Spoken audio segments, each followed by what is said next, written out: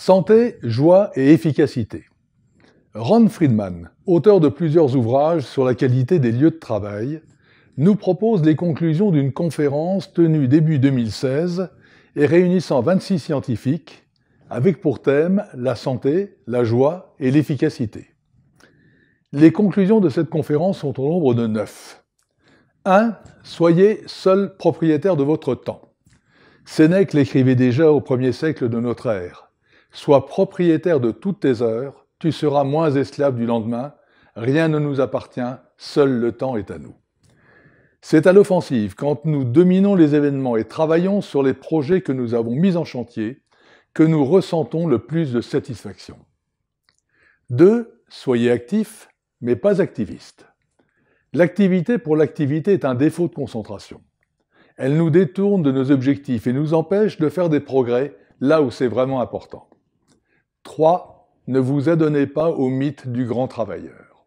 Beaucoup de gens pensent qu'être un grand travailleur est une qualité rare. Il faut tordre le cou à cette idée reçue. Bien sûr, il faut travailler dur pour réussir, mais ce n'est pas parce qu'on travaille plus dur et plus longtemps que la moyenne qu'on réussit. C'est parce qu'on prend les bonnes décisions. 4. N'hésitez pas à interrompre des tâches importantes en cours.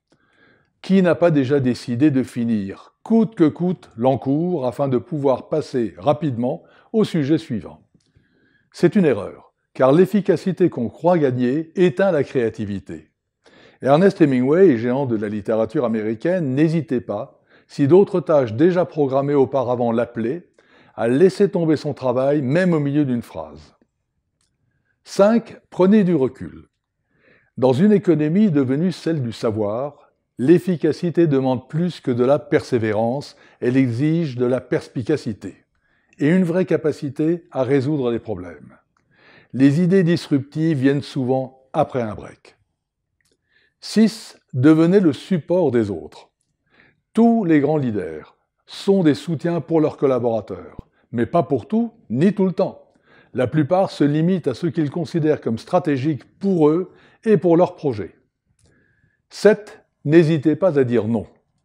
Vous devez rester concentré sur vos objectifs, ce qui signifie que vous renoncerez par la force des choses à vouloir faire plaisir à tout le monde. Vous devez savoir ce que vous avez à faire, mais aussi et surtout ce que vous ne voulez pas faire. 8. Notez.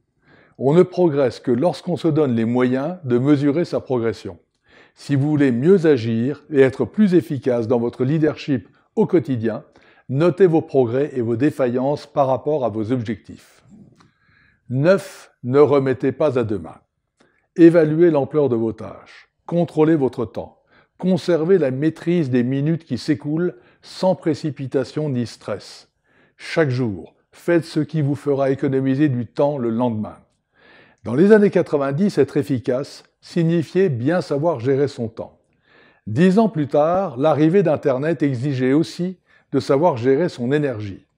Aujourd'hui, être capable de gérer son temps et son énergie ne suffit plus. La masse d'informations qui nous submerge a dépassé notre capacité d'absorption.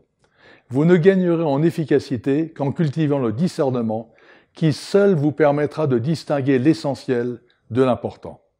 À bientôt.